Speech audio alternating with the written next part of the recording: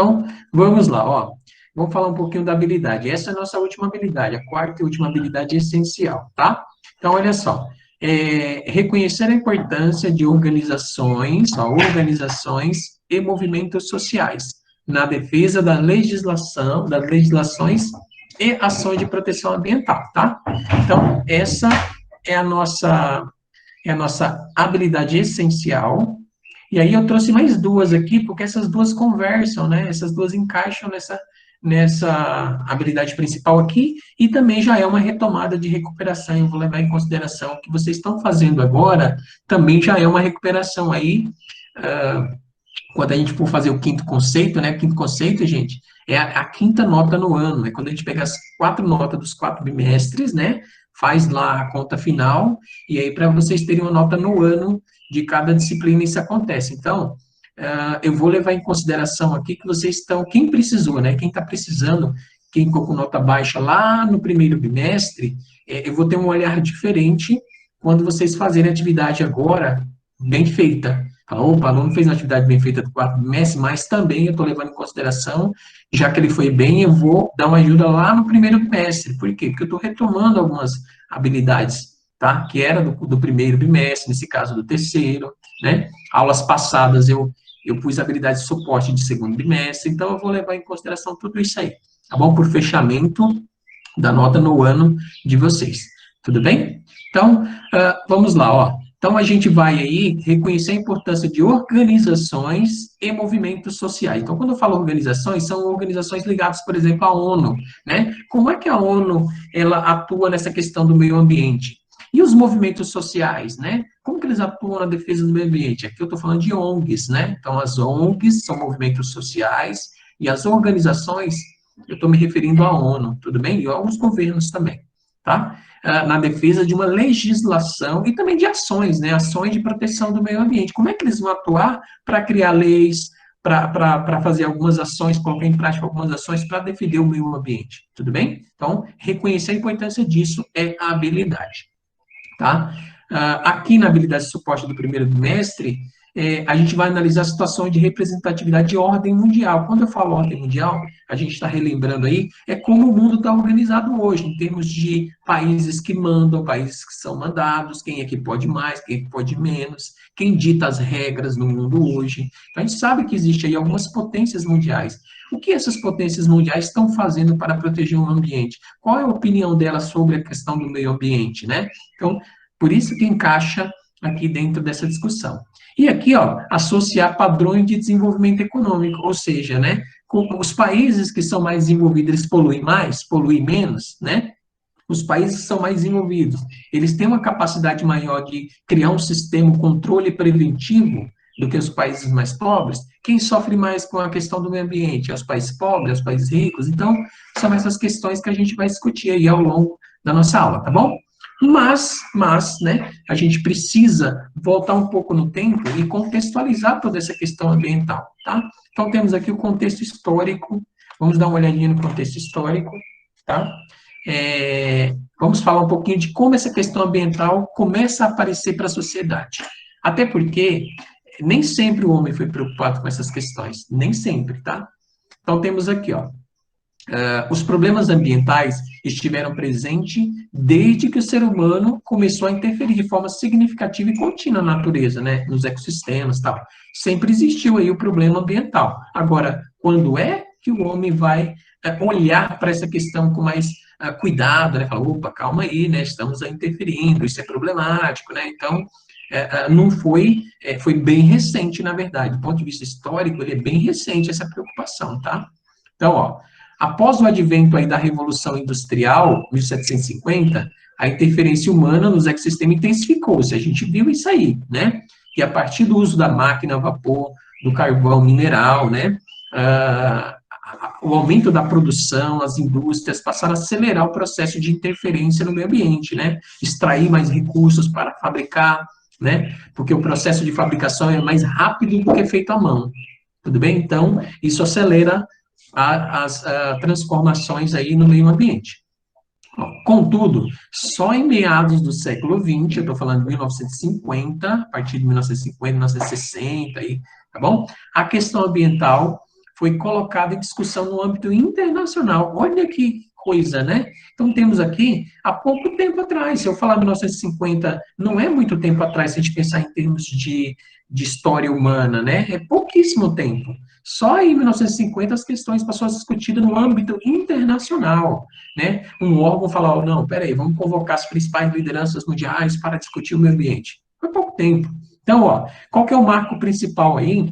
Eu vou trazer para vocês, que é importante, isso cai em vestibulares e Enem também, tá? Quando a questão é meio ambiente.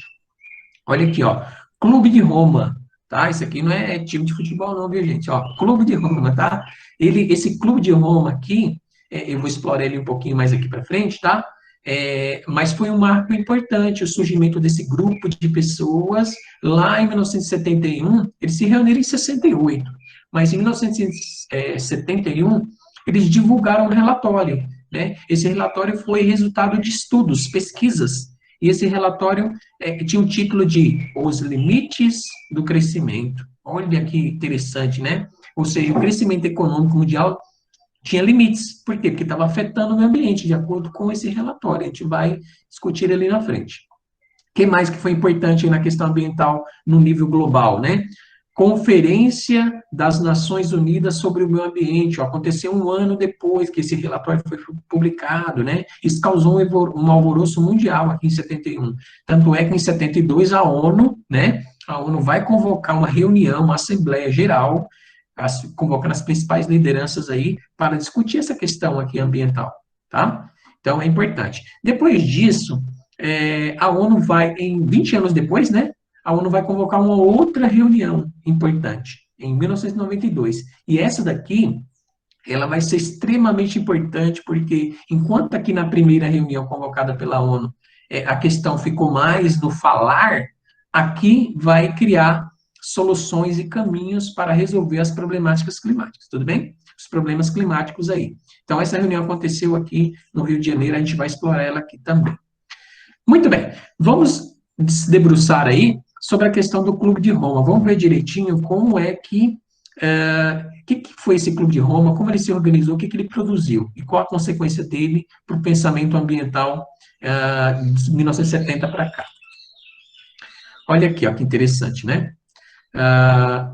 Clube de Roma é composto, né, por um conjunto de cientistas, foi, né, composto por um conjunto de cientistas, economistas e funcionários governamentais de alto escalão. Então, era um grupo ali muito restrito, mas, né, muito importante, e eles se reuniram para fazer esse estudo que até então não tinha sido feito, né, na história da humanidade, e aí eles publicou um relatório, né, depois em 1971, apontando que a Terra é um sistema finito, ou seja, acaba, tá? Os recursos naturais, ou seja, os recursos que tem no nosso planeta, eles acabam, são finitos, tá?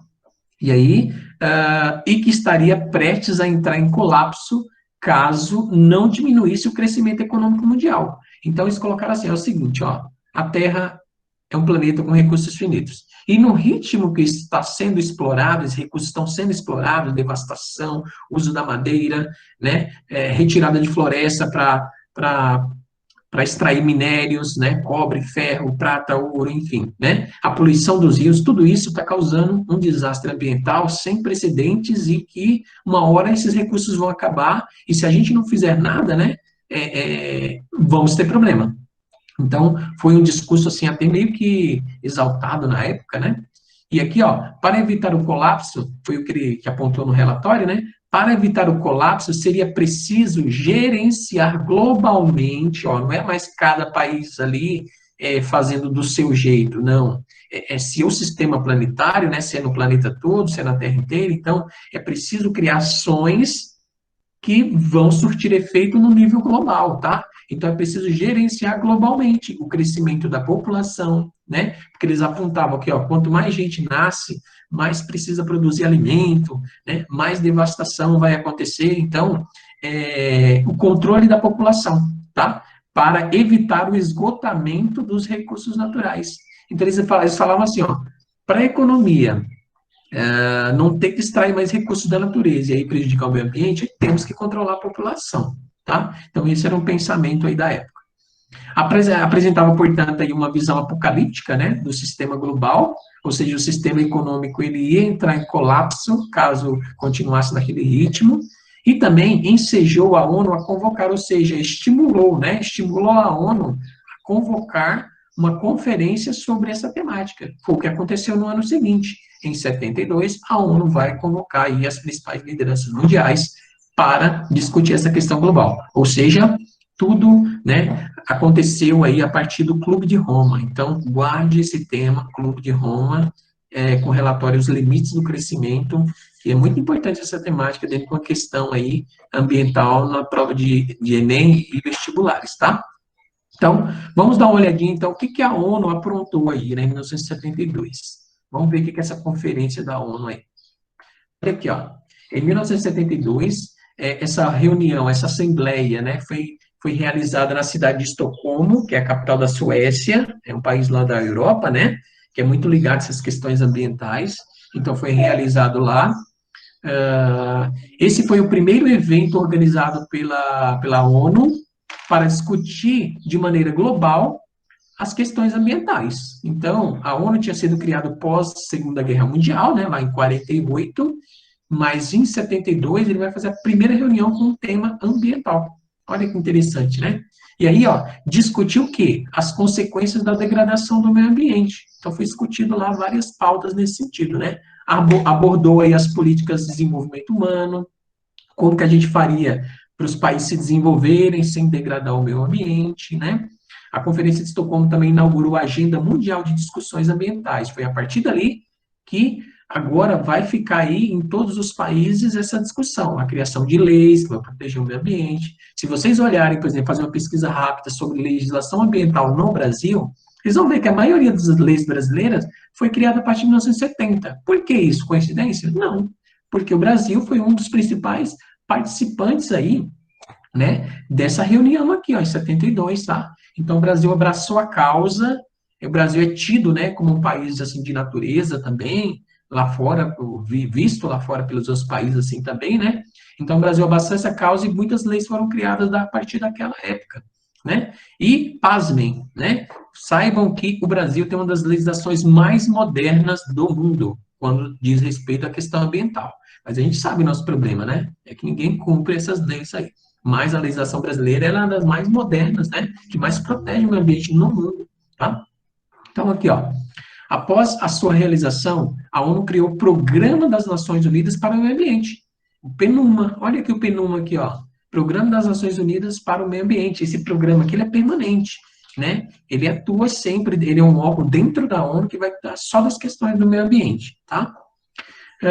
Daí, essa aqui foi a primeira reunião, tá? A primeira conferência mundial, aí, depois vai acontecer uma segunda, porque aqui acabou ficando meio que no falatório, foi apontado, falando da importância, né? Alguns países começaram a criar leis, mas ainda não tinha uma questão muito definida como isso deveria ser feito, tá? Só lá em 1992, 20 anos depois, tá? Vai acontecer a Conferência das Nações Unidas sobre o Meio Ambiente e Desenvolvimento. Perceba o seguinte, que o nome é praticamente o mesmo, ó, das duas conferências. O que vai acrescentar aqui é o tal do desenvolvimento. Agora eles vão levar em consideração o quê? Além de proteger o meio ambiente, tem que promover também o desenvolvimento do país, né? Então, vai ser discutido em 1992. Essa reunião vai ficar conhecida como Eco 92, ou então Rio 92, porque ela foi realizada no Rio de Janeiro, tá? E aí também ficou conhecido como Cúpula da Terra. Todos esses nomes diz respeito à mesma reunião, tá? Então, ó, a conferência da Eco 92, ficaram estabelecidos 27 princípios básicos sobre o desenvolvimento sustentável. Aqui vai aparecer aí a palavra desenvolvimento sustentável, vai ser colocado em prática, tá? Vai ser discutido para colocar em prática esse termo, desenvolvimento sustentável. O que significa isso, desenvolvimento sustentável?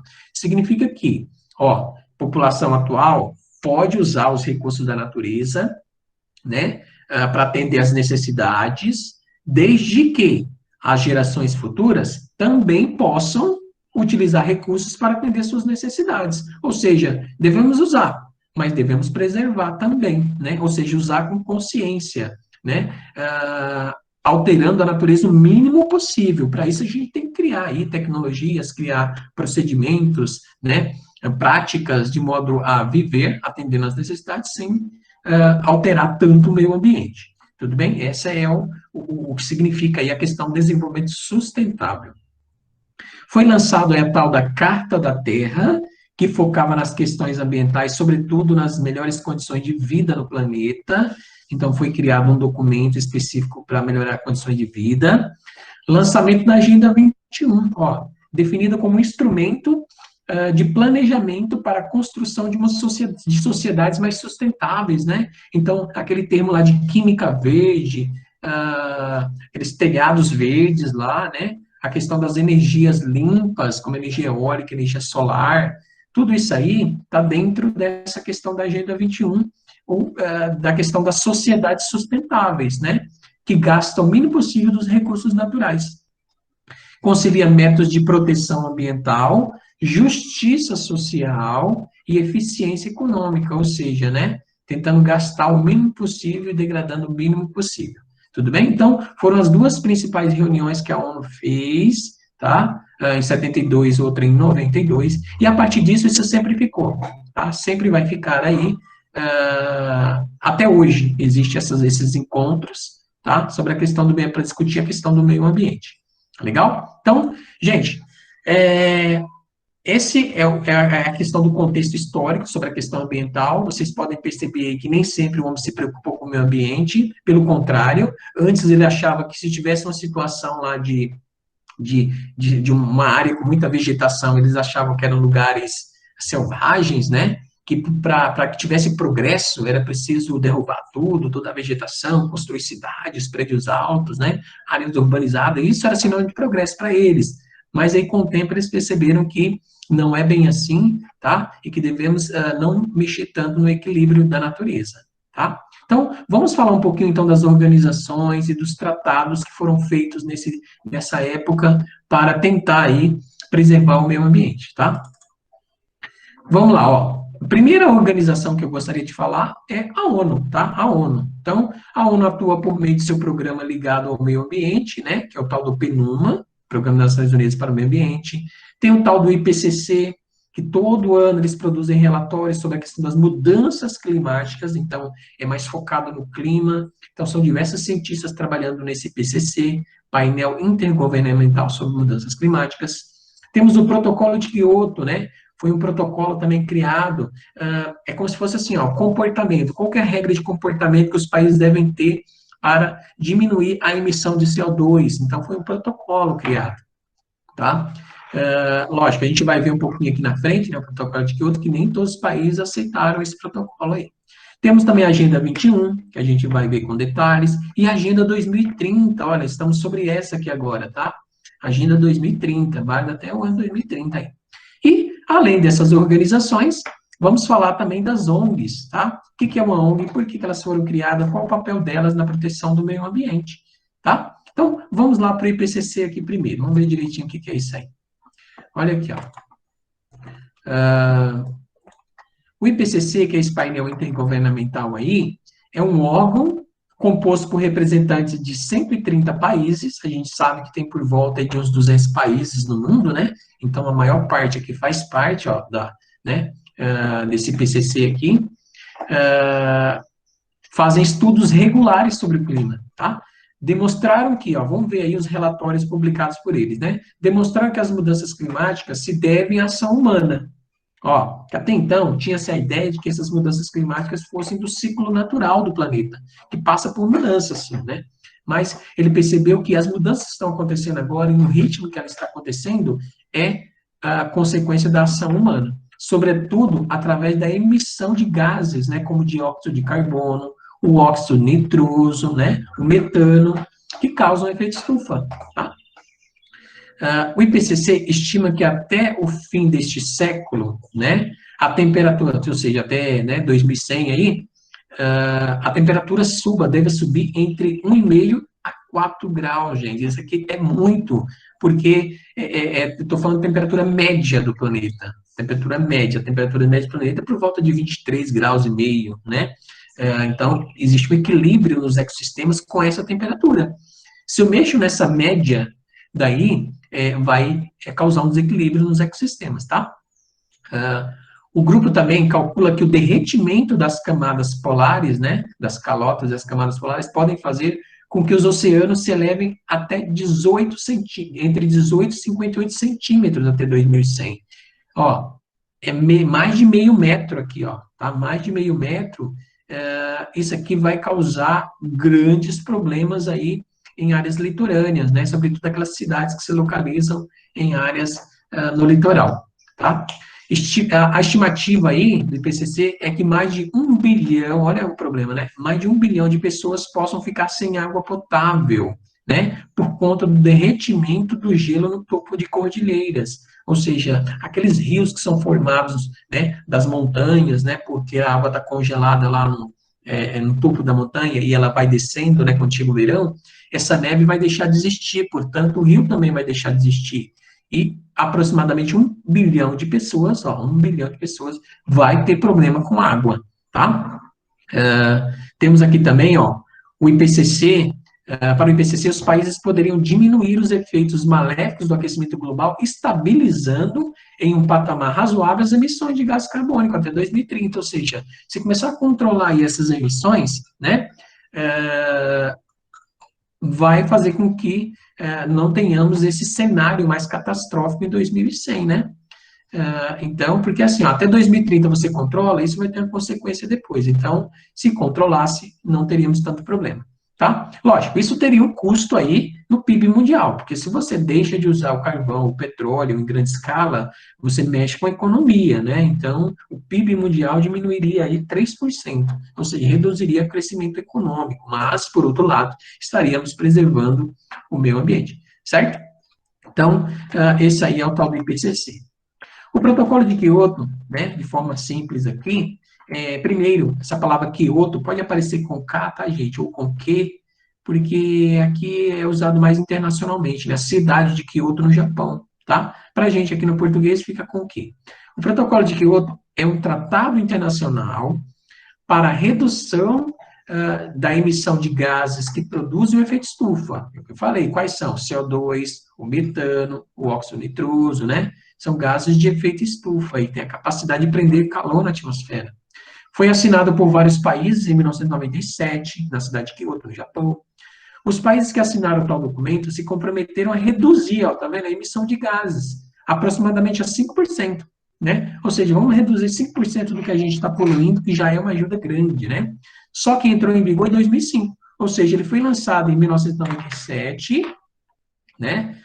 8 anos depois, ele entra em vigor, com a adesão da Rússia, né? Aí ele vai entrar em vigor. No tocante aos países signatários, são divididos nessas categorias, ou seja, quem faz parte desse protocolo, né, estão divididos nas seguintes categorias.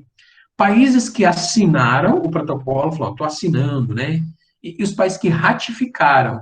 Uma coisa é você assinar, outra coisa é você ratificar, né? Você assina, você participa da reunião, eu participei da reunião aqui, estou assinando. Outra é falar, sim, eu estou comprometido, eu vou criar as minhas leis para reduzir. O Brasil fez isso, a Austrália fez isso, né? Assinou e ratificou. Países que assinaram e não ratificaram, ou seja, assinou na hora da reunião, mas depois não cumpriu. Olha aqui quem está aqui. Olha quem está aqui. Então, isso costuma cair em vestibular, né? A questão dos Estados Unidos, né? Por que eles não ratificaram o protocolo de Kyoto? Isso é muito importante saber, gente. Porque a gente sabe, se eu tiver que reduzir a minha emissão de gás carbônico e os outros gases, significa o quê? Significa que eu tenho que deixar de usar petróleo, eu tenho que diminuir meu uso do carvão, o uso dos automóveis. Isso mexe com a economia. Ou seja, eu vou ter que penalizar a minha economia, eu vou ter que deixar de crescer economicamente para reduzir. E aí os Estados Unidos falou, não vou ratificar esse acordo aí não, porque senão minha economia não vai crescer, tá? Daí, isso é muito importante saber, tá?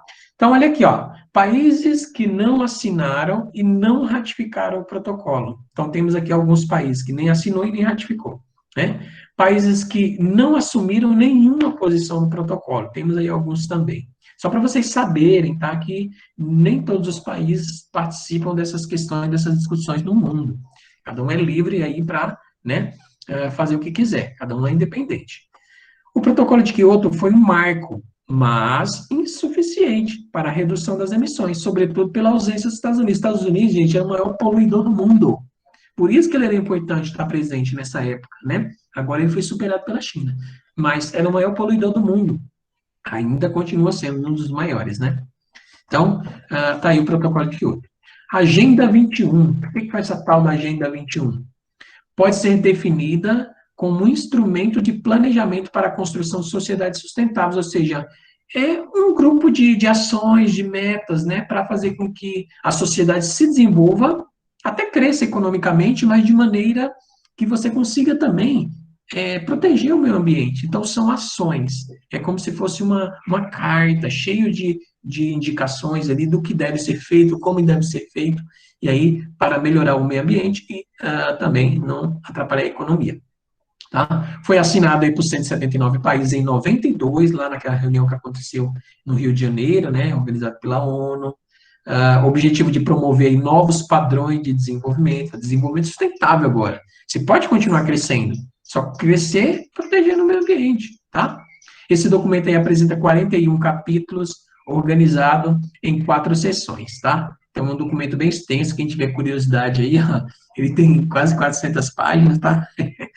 E aí vocês podem ficar à vontade para ler ele, tá? Agenda 21, só procurar que tem na internet, tá? Umas 400 páginas só. Para você ver, né, a situação aí, para cuidar do meio ambiente, não é tão simples. A Agenda 2030, acontece que aquela Agenda 2021 ali, que foi prevista, né, lá em 1992, acabou não dando muito certo, porque tinha um prazo ali para né, os países colocarem em prática as coisas, mas nem sempre as coisas funcionam como previsto, aí eles resolveram fazer uma outra agenda, vamos fazer uma Agenda 2030. Até 2030 a gente tem que atingir determinadas metas, tá? Quem assinar o documento, quem ratificar, vai ter que cumprir, tá? E aí, essa Agenda 2030 é um documento que o objetivo, então, orientar as nações do planeta rumo ao desenvolvimento sustentável. É basicamente a mesma coisa, só que agora deu um novo prazo, tá? E aí deu outro nome também. Além de erradicar a pobreza, tentar acabar com a pobreza extrema, né, e reforçar a paz mundial. Ou seja, ela até passa um pouquinho da questão ambiental, nem tanto assim, mas acaba, né, indo para a questão social também, porque eles entendem o quê? Que para cuidar do meio ambiente tem que ter justiça social também, tá? Para que isso aconteça, são sugeridos aí diversos programas, ou seja, a ONU, né, a Agenda 21 faz parte da ONU, né, do PNUMA, né, que é do Programa das Nações Unidas, e eles propõem dar o caminho para que os países consigam se desenvolver sustentavelmente, tá? Então, programas a serem desenvolvidos, no período de 2016 a 2030, ó, ele foi feito aqui, né, nessa época, e o prazo é de 2030. A Agenda 2030 também se baseia em 17 objetivos, então eu vou mostrar para vocês daqui a pouco. São 17 objetivos de desenvolvimento sustentável, chamado ODS. Talvez você já tenha ouvido falar da tal das ODS, né? Objetivo de Desenvolvimento aí, Sustentável. E são 169 metas. Ó, nós temos 179 metas para bater aí até o final de 2030. Temos que cumprir, tá? São 3 pilares: o pilar econômico, o pilar social e o pilar ambiental, tá? Também é importante, isso cai em vestibular, cai em Enem, cai, porque isso é muito recente, é o que nós estamos vivendo agora, tá? Então, fica de olho nas ODS, nos objetivos da Agenda 2030. São reconhecidos como Objetivos de Desenvolvimento Sustentável os seguintes tópicos. Então, eu vou trazer para vocês aqui quais são os tópicos, os 17 tópicos, né? Então, temos aqui, ó, é muito conhecido essas figurinhas, tá, gente? O ano passado, né, vocês não estavam presentes aí, mas a nossa escola participou de um concurso, né, de um roteiro das ODS, em cada ponto da cidade foi feito um desenho desse, era um marco. Então, a nossa escola ficou com o número 4, né, número 4 não, número 5, ó. Então, no chão, em frente à escola, foi pintado esse símbolo aqui, né, foi feito um desenho, um aluno produziu o desenho, realizou um concurso, o aluno fez um desenho ligado a essa temática, o desenho foi eleito, e veio um profissional pintar assim bem grande, né, no chão, ali em frente à escola, o desenho que ele fez, que esse aluno fez, né, e com a temática igualdade de gênero, né, porque era a nossa temática. Então, cada ponto de Rio Claro tinha um desenho desse no chão. Cada ponto, assim, cada escola, era escola infantil, escola de rede pública, né?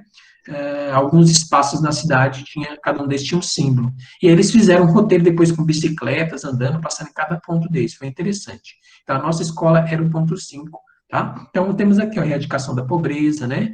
A fome zero, a saúde, a própria questão da água aqui também. Então, dentro de cada objetivo desse, são várias metas. Lembra que o total aqui, ó, 17, são 169 metas para a gente atingir até 2030, os países que fazem parte, né? Atingir aí.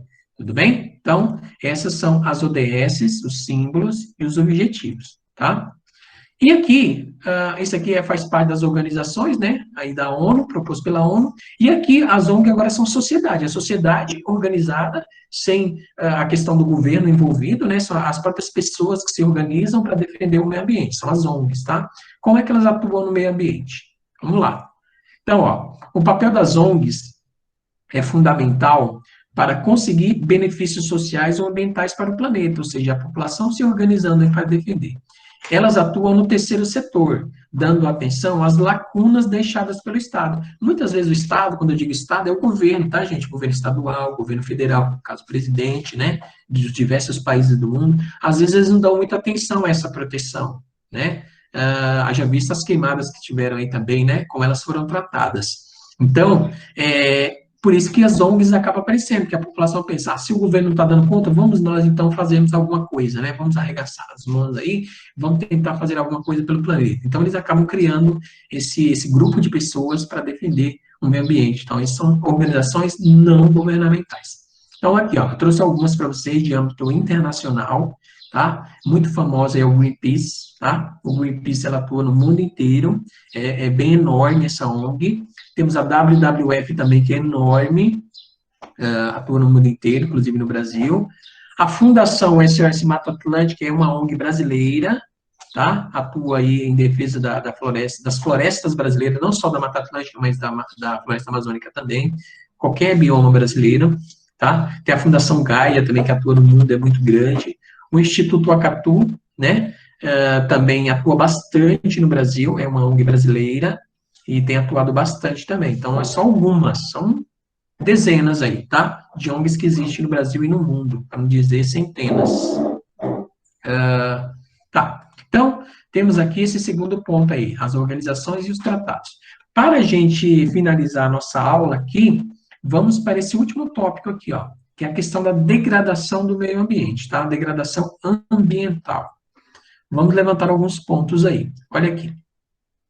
Primeiro, o que provoca a degradação do meio ambiente? O sistema de produção, né, sistema de produção adotado no mundo é extremamente danoso ao meio ambiente, ou seja, a forma como o homem produz os alimentos, os produtos, né, de consumo, ele agride o meio ambiente, tá? Então, esse já é um ponto, a forma de produção. Por quê? Porque eu tenho que extrair recursos da natureza. Eu extraio os recursos da natureza, levo para um lugar chamado fábrica, transformo essa matéria-prima em produto. Nesse processo todo aí, ó, eu tenho aqui problemas já na extração dos recursos. Por exemplo, se eu quero fabricar determinado objeto, esse objeto vai metal, vai ferro, por exemplo, então eu preciso ter ferro. Onde é que eu encontro o minério de ferro? No solo. Só que para tirar o minério de ferro do solo, eu preciso extrair ele cavando, certo? Então, eu tenho que tirar toda a cobertura vegetal dali, para poder cavar e extrair isso, tá? Então, eu já tiro floresta. Depois, eu vou abrir um buraco na terra para extrair esse metal. Então, tudo isso já vai degradando já na própria extração. Só um exemplo, tá? Aí, na hora de produzir, né? Na hora de produzir, eu levo essas matérias-primas lá para a fábrica. Na hora de produzir esses produtos aí, ó, gera resíduos, tá? Libera gases na fabricação, né? Tem aquelas chaminés que produzem os gases. E aí os resíduos também. Toda vez que se fabrica algo, nem tudo é aproveitado da matéria-prima. Parte é descartado aí como lixo, tá? Das indústrias. Então, gerando aí um excesso de resíduos. Outra coisa, para que as grandes empresas consiga ter lucros, ela precisa vender, certo? Quanto mais a empresa vende, mais lucro ela vai ter. Então, o que ela faz para as pessoas consumirem mais? Propaganda, tá? Ela vai fazer propaganda dos produtos para que as pessoas consumam mais. Então, esse tipo de incentivo faz com que esse estilo de vida, né, que é legal ter, consumir, tal, tal, isso tudo é uma propaganda das indústrias para que ela possa aí ter lucros maiores, tá? Então, o que que acontece? É preciso fabricar mais. Para fabricar mais, eu tenho que extrair mais. Então, é um sistema que agride muito o meio ambiente. E aí, uma vez que o pessoal consome bastante, o que que acontece? Produz muito lixo, tá? Produz muito lixo, ó. Produz toneladas de lixo todos os dias, tá? Dos países. São os resíduos que saem das casas das pessoas aí e das indústrias também. Então, é uma lógica de viver que agride muito o planeta, tá? Por isso que a questão do desenvolvimento sustentável, ela é muito falada, porque a gente precisa viver, óbvio que precisa viver, a gente precisa do recurso da natureza, óbvio que precisa, tá? Mas há maneiras de se fazer isso agredindo o mínimo possível, tudo bem? Então, vamos ver aqui quais são esses mecanismos da poluição. Olha aqui que eu trouxe para vocês, ó, como é que essa poluição acontece no mundo, tá? Quais são as atividades que geram, por exemplo, os gases de efeito estufa? Vamos dar uma olhadinha aqui, ó. Olha esse gráfico que eu trouxe para vocês. A maior parte da poluição no mundo, quando se trata de emissão de gases, né, é a produção de energia elétrica. A produção de energia de forma geral, né, não só elétrica. Mas, por exemplo, quando usa o carvão mineral, quando usa o petróleo, quando usa o diesel, o mesmo aí, quando usa a cana, né, os biocombustíveis, né, a cana aí, o álcool, né, produzido a partir da cana, tudo isso produz gases de efeito estufa. Então, quando o homem vai produzir energia, no sentido assim mais geral, é o que mais gera poluição no mundo, tá? Mas também temos aqui, ó, mudanças no uso da terra, quando você desmata, você está tirando uma floresta que poderia estar absorvendo o gás carbônico, agora não tem mais essa floresta.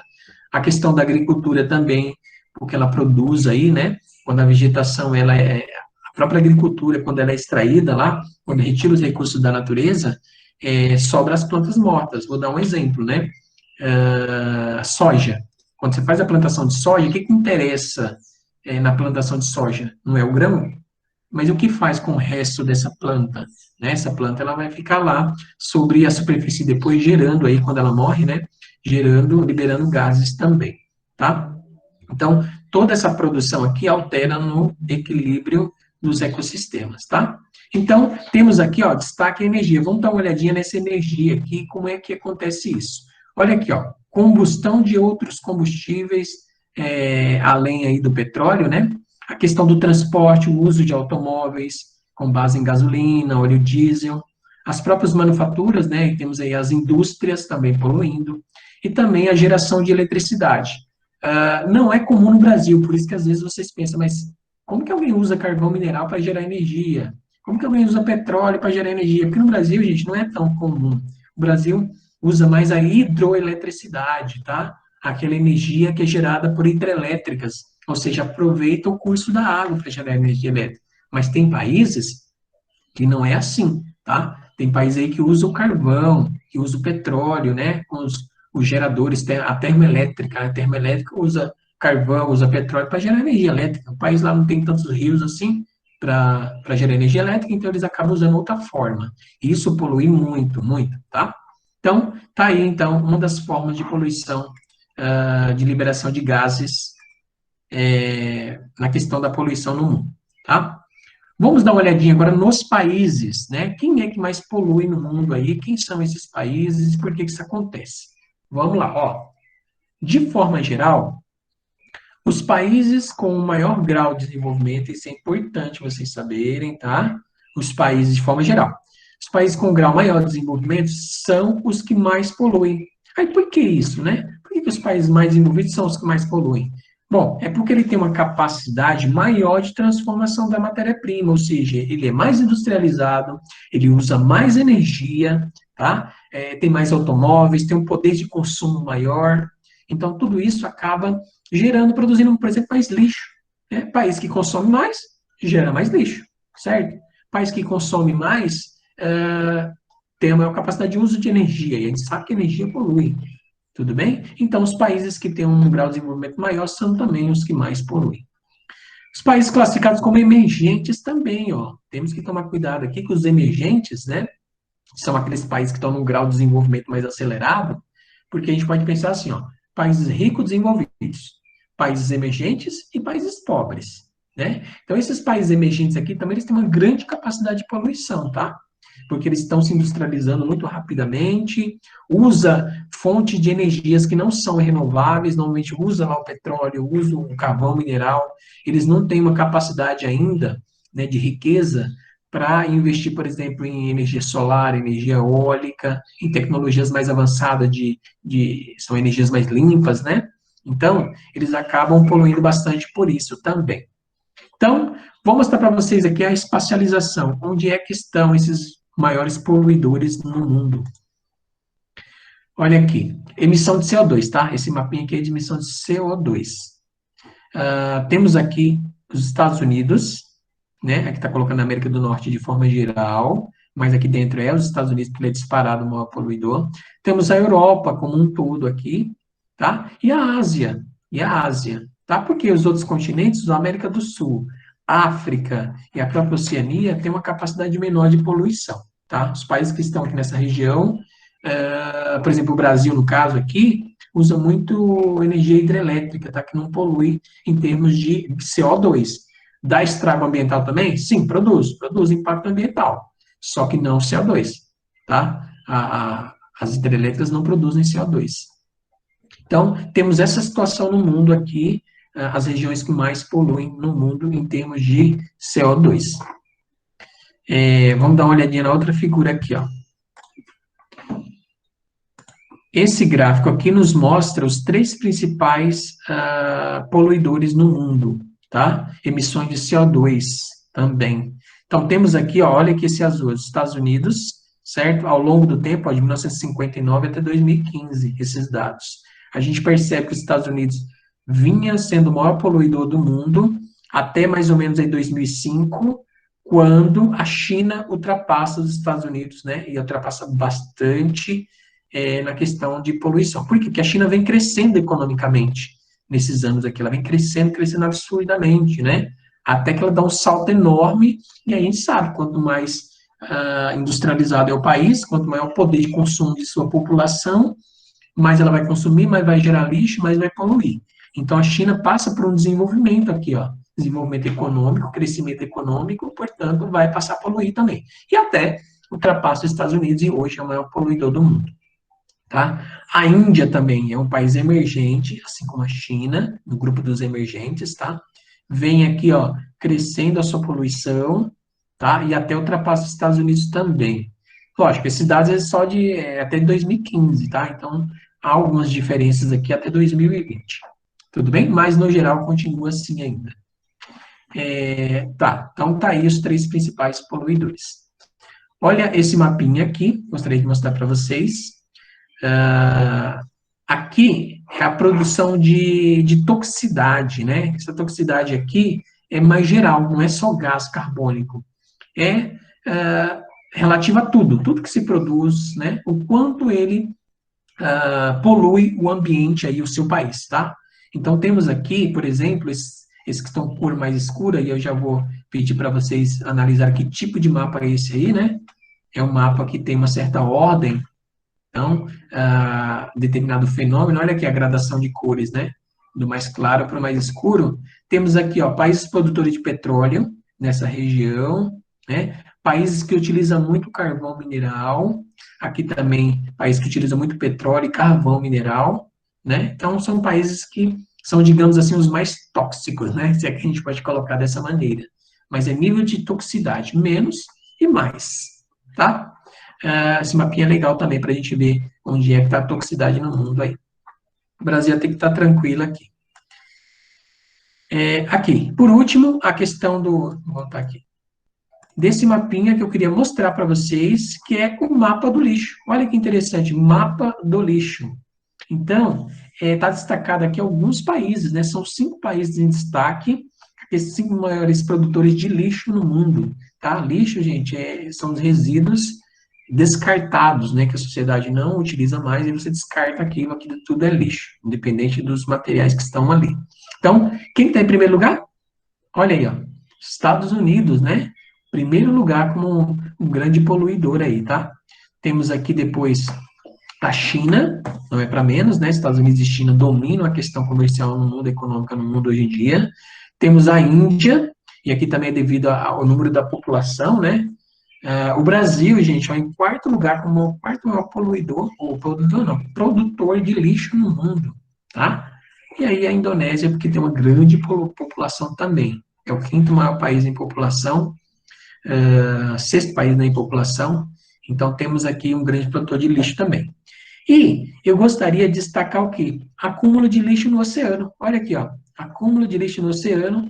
Essas regiões aqui é onde o lixo fica acumulado. Então, se por acaso um dia vocês tiverem o prazer de navegar pelos oceanos, né? E de repente passar por essa região, vocês vão ver que vai ter muito lixo. A gente fala, nossa, mas por que esse lixo vem parar aqui, tão longe do continente, né? É porque eles são carregados pelas correntes marítimas, né? E eles acumulam em determinados pontos. Por que acumulam em determinados pontos? Por conta do movimento de correntes que existe no oceano. Então, é um ponto de acúmulo. Fica acumulado. Então, temos um grande lixão aqui, ó, próximo da América do Sul. O maior de todos está aqui. Fica nessa região no Pacífico, né? Esse aqui é o Mar do Pacífico, Oceano Pacífico. Fica aqui, ó, girando aí, né? São dois. Esse e aqui mais ao sul do Pacífico também, tá? No Atlântico também temos duas regiões aí que acumula lixo e uma no Oceano Índico, tá? Então, são regiões, sobretudo plástico, tá, gente? É muito plástico. E acaba parando aí nos oceanos. A população suja lá as suas cidades, a água das cidades acaba caindo nos rios, e os rios vão para onde, né? Nos oceanos. Então, esse mapinha também nos traz, nos dá uma ideia aí de quanto lixo é gerado, tá? Aqui, ó, lixo gerado em milhões de toneladas. Então, 70 milhões de toneladas é produzido anualmente nos Estados Unidos. É lixo que não acaba mais, né? Existe até um comércio no mundo de lixo. Tem país que vende lixo para o outro, outro compra lixo, né? Ele não quer deixar o lixo no país deles lá, né? Os bonitões lá desenvolvidos não querem lixo no país deles. Então, eles acabam vendendo. Existe uma lei no Brasil que é proibido, gente, que é proibido. De vez em quando aparece no noticiário aí, que a alfândega lá, né? A fiscalização pega alguns contêineres lá no Porto de Santos, né? Eles acabam descobrindo que era um contêiner cheio de lixo. E aí devolve, manda para o país de origem, né? Um tempo atrás ele pegou uns contêineres que vêm da Inglaterra. E algumas pessoas aqui no Brasil, né, para burlar a lei, né, eles acabam comprando lixo, né, porque os caras pagam e pagam bem, e aí eles pegam isso aqui e enterram em qualquer lugar aí e fica com dinheiro. Então, é uma prática ilegal, não pode fazer isso. O Brasil é um país que tem uma lei que proíbe a compra de lixo, né, que eles deixam o lixo deles lá no território deles, né? Tudo bem? Então, ó, essa é a nossa aula para fechar, tudo bem? Então, reconhecer a importância das organizações como a ONU, que a ONU tem feito sobre o meio ambiente, os movimentos sociais como as ONGs, tá? Importante na questão da preservação do meio ambiente, e onde nós todos nos encaixamos aí. Devemos fazer a nossa parte, tudo bem? Então, essa foi a aula de hoje.